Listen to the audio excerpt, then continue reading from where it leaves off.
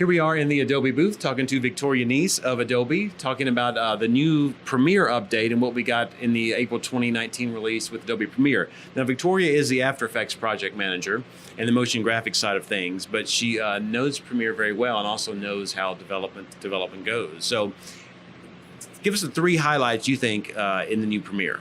The number one feature this cycle around, and it's one that I really love, is we call it freeform view, and it's a new way of looking at your project panel and organizing your clips. So it's more like a visual storyboard, and it is truly freeform. You can pile things up, rearrange them, put shots you like together, have one big hero shot and then a couple alternates with it. And you can even save layouts, and if you have an assistant editor and an editor working together, they can swap layouts back and forth. It's very cool.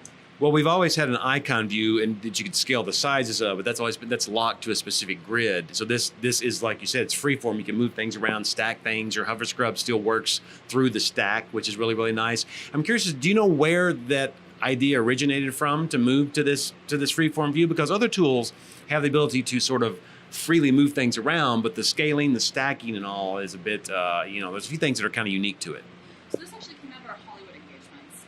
We've been working very closely with a couple of Hollywood editors, and we looked at their workflows, what they needed, and then took that and made it something that everyone can use that has a much wider benefit. This isn't just for Hollywood, so it's something that's going to help them, but it's going to help everybody. And it really is a way to storyboard out your project before you even start editing. I do believe Adobe has a relatively new office in Hollywood that you all have opened up with some really nice edit suites in there. So I think that gets Adobe closer to the Hollywood action, if you will. What else was new in Premiere that you liked? So we talked about this with After Effects, but Premiere now has rulers and guides. It's one of the top requested things from user voice. So we've had really extensive user feedback saying we need this, and so that brought it to the top of the list, and it's had great response so far. It's one of those things that seems simple, but it's a really powerful workflow tool. So that's new. Well, on the guides for a second is yes, the ability to get guides from After Effects is great and very good for design stuff when you get good designers doing good work and don't want editors to screw it up. But you can snap to the guides or visual snappers as you move to them, and I think it's one of those things where a lot of people are like, wow, finally after all these years. But there's always finally after all these years, because everything theory has been thought of a long time ago. But I think the implementation is nice with saving them and coloring them and doing all the stuff that you can do with them, and it'll be an easy it's an easy thing for someone to use that's never used it before. It also helps with design for the new titler that's been in Premiere for a couple of cycles now, which is also a way to create motion graphics templates. You can use those in both Premiere and in Premiere Rush. And there's some other really nice little features that have come into the titler this cycle. One of my favorites is one that enables you to create a background behind text that scales as the text changes, so you can reuse the same graphic again and again and really quickly create that background without having to go into After Effects and do any complex expressions. Yeah, there were a couple things in the update like that where there are things that could have been done before and you could have done them before, but adding some stuff to the essential graphics panel just makes it easier and faster, which I think in this day and age is really important thing. Let's talk for a minute about sort of the development cycle of Adobe software. And I ask this because at Post-Production World, we had some really well-attended Adobe Premiere classes, but one question that always comes up is, stability. Can it be more stable? When's it going to get more stable? How do they make it more stable? From a development cycle, how does the development work, and how do you decide, let's do 100 new features versus let's do one feature and work on stability? We've been really focused on stability and on performance for this past cycle, and that's going to be our biggest focus going forward as well.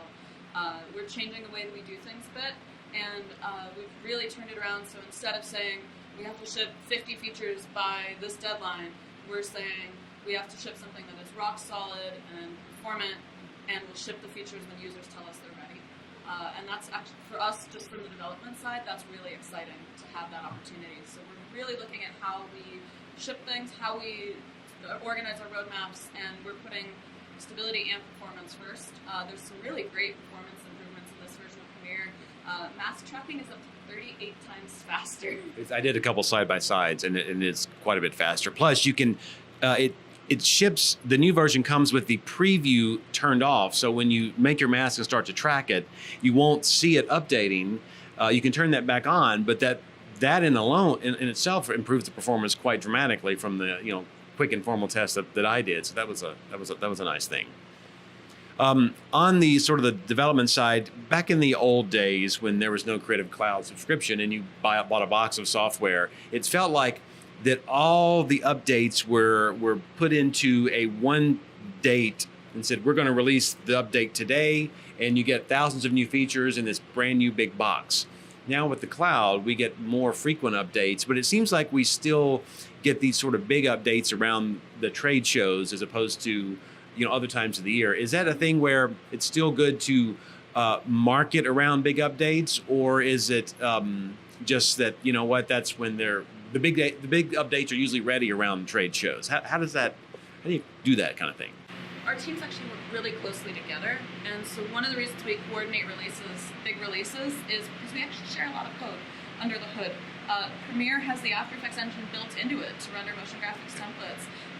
Premiere, Audition, After Effects, Character Animator, and Premiere Rush all have this shared foundation, and so we need to coordinate in order to release at the same time for things like Dynamic Link to work. So a lot of it's about aligning with the other teams more than big features and flashing lights. Gotcha. But it's a nice opportunity to put some features and flashing lights at the same time. Well, we all know that NAB in Las Vegas, you need flash, so that's one thing that makes Vegas Vegas. You mentioned Rush.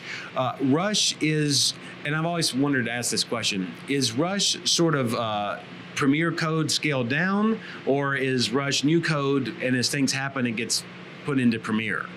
If that makes sense.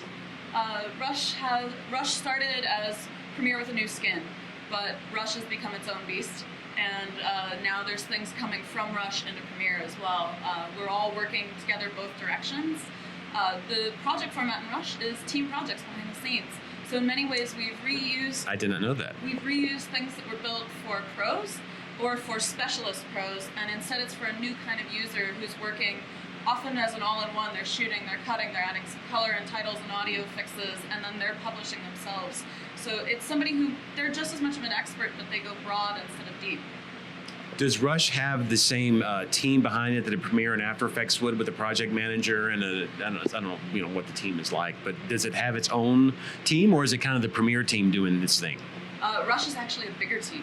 They have a ton of people right now because they're growing so fast. Wow. And they really need to respond to their users. Breaking news. Yeah. So I guess it's been very successful as far as, have you seen much success, and I don't know if you can get into numbers, with the Rush only Creative Cloud plan? So I haven't seen the numbers there, but I can tell you that we've seen a tremendous amount of adoption for Rush really quickly, and particularly on mobile. The fact that you can actually edit on your phone, that's exciting even for pros. A sizable chunk of the people using Premiere Rush are Premiere Pro users who want to go out in the field. They want to cut something quick on the fly, and then they can go back to Premiere when they get home and import that project straight into Premiere. It's all linked up. It's all one format. Well, I can tell you that the PVC coverage this year is being edited in Rush, which thankfully was one of our sponsors, and the editor working on it I think he's been totally converted, because it's great because you can see someone who knows another tool or works a lot in Premiere, that he was able to sit down and jump right into it, maybe with a little bit of skepticism, and say, you know what, it's perfect for what we're doing here on something like a trade show with this kind of quick turnaround. So that's exactly what it's for. Any last thought on what next year? What are we going to see next year in After Effects and Premiere? Ooh, I think you'll just have to stay tuned there. We have some really exciting stuff in the works. I'm very, very excited about what's going on behind the scenes, and things are gonna get faster and better, and we're really focused on workflows that help people focus on the fun part. Is really the biggest thing. If we can make you faster at the boring stuff, we can automate away all the admin work, all those repetitive tasks. Yeah, I like to hear that. Across the board, we want you to get to do the work. That's why you got into this business, and that's really the focus going forward. It's stability, performance, and spending time on the actual creative part of the job. Awesome. Well, thank you much from NAB, and we'll catch up again next year and see what we got. Thanks very much.